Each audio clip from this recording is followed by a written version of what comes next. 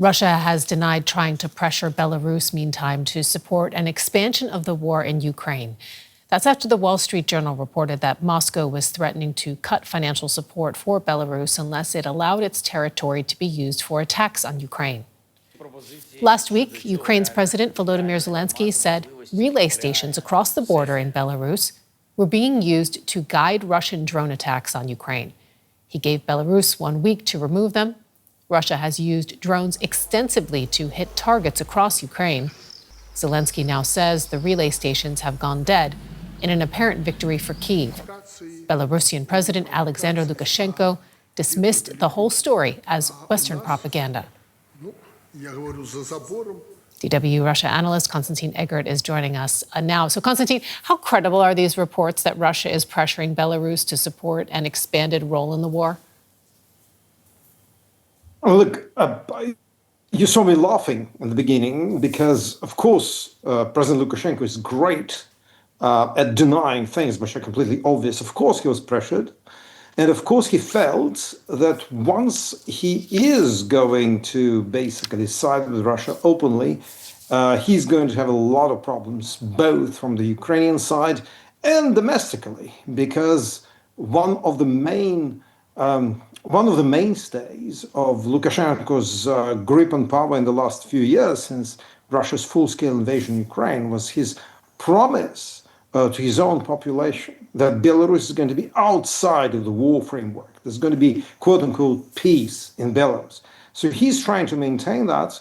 And in this respect, I do think that he is much more concerned about placating Mr. Zelenskyy rather than placating Mr. Putin, because he understands that any kind of Ukrainian strikes against Belarusian territory, even if they are happening in the border areas and do not impact major population centers, will be disastrous for his authority inside Belarus, which is, by the way, not particularly high, let's put it like that, in the last few years. What leverage does Moscow have over Minsk economically and militarily? First and foremost, well, economically, Belarus depends on Russian energy supplies, Russian energy, which is sold at, well, I wouldn't say knocked down, but hugely discounted prices to Belarus. This is basically the main anchor that holds Belarus close to Russia. Secondly, of course, it is Russia's support for the dictatorship politically, because Mr. Lukashenko will not be able to survive without the Russian intelligence supplying him with information, without basically other economic ties being open. Russia and Belarus, I want to remind you, are in a union. So it is a quasi-confederation between Russia and Belarus, which means that there are very few taxes, if probably even none, between the two countries. It's open border. It is a common labor market. It's a bit like the EU. And in this respect, of course, Lukashenko depends on a much bigger and still richer neighbor to maintain his grip on Belarus. If Putin goes, or if Putin says, thank you very much, but I'm going just to charge you market prices for oil and gas, it's going to be a disaster for the Belarus dictatorship. Konstantin, I'd like to ask you about the reported shutdown of these drone relay stations. If this is indeed confirmed, I'm wondering how you're reading the overall situation. Does this now suggest that Belarus is trying to avoid being drawn deeper into the war? How big of a win is this for Zelenskyy? What's your take?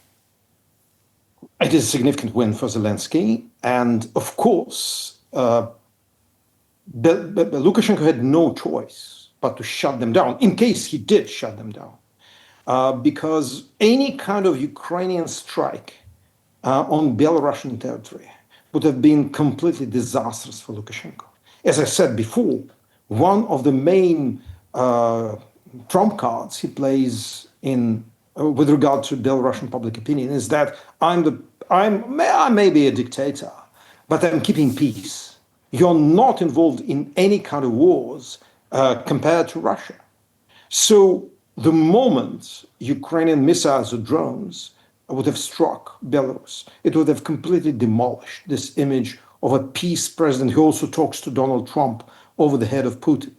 And I think that in this respect, his decision, Lukashenko's decision, is A, pretty logical, and B, is actually the only one he could have taken because of the stance he took domestically.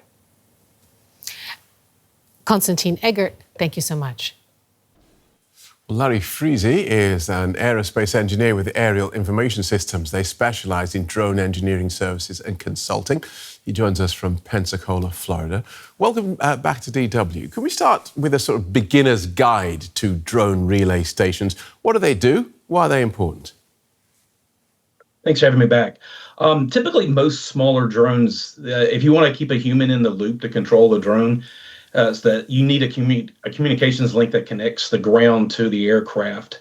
And that will basically provide an artificial constraint to how far the drone can fly. Even though the drone has the capability to fly long distances and many times, the communications link will actually hold the drone back. So one way of solving that problem is having relays set up. So relays could be airborne relays, or they could be relays on the ground, and they're simply just radios that are stretched out over a distance. In this case, over the roughly 650 kilometers along the Belarus border. And what would happen was the drone, as it flies into Ukraine, will just talk to whatever the nearest radio is to the drone. And then that radio will relay back to the ground control station somewhere in Russia, relay the communication messages. So it may talk directly back to the ground control station, or it may go through each individual relay radio or relay along the border. So if these relay stations are now offline, how much will that limit Russia's ability to strike targets in Ukraine? It will be significant for deep western Ukraine, so all the way to the Polish border. The only way to maintain that communications link with the drone is either via satellite, which the Russians have tried Starlink in the past. You could do an airborne relay as well. Otherwise, their only option really is to have an automated pre-programmed flight trajectory for the aircraft. So in that case, they just put in a mission plan and they don't have any communications with the drone at all.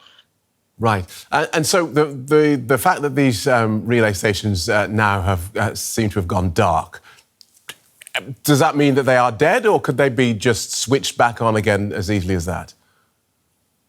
Well, the relay, it's difficult to know exactly what their infrastructure looks like, how the radios are designed. But imagine a relay is probably going to look as simple as you've probably got like a mobile phone cell tower.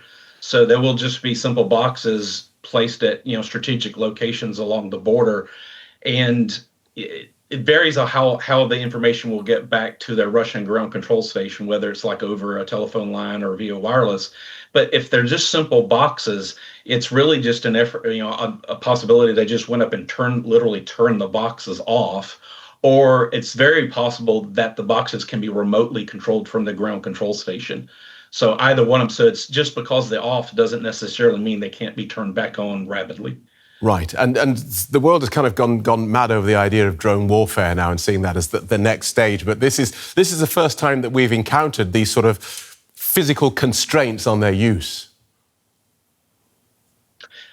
Pretty much, yeah, because everybody's always going with just kind of one data link to one drone. So the drones that really don't have those types of constraints are the very large drones, because they have multiple types of data links. So when they're local, when they're landing and take off, they'll use one kind of data link, and when they're flying very, very long distances, they'll use satellite.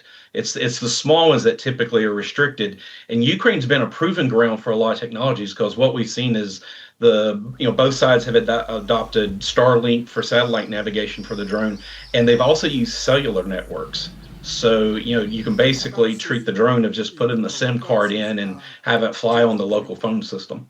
And why is Russia? Why has Russia been reliant on American technology, on Starlink technology? It's surprising to those of us who aren't in this field that they haven't developed their own. My sense is probably because they just never had it to begin with. They have, as far as drones are concerned, I think they've always been behind the rest of the world in that kind of technology for whatever reason. So we've just always managed to be ahead. And what we've seen a lot of with drones is they're very good at adapting off-the-shelf commercial technologies. So in those types of technologies really aren't. I don't consider them very present in Russia. Good talking to you, Larry. Thanks for talking us through that. Larry Friese from Aerial Information Systems. Thank you.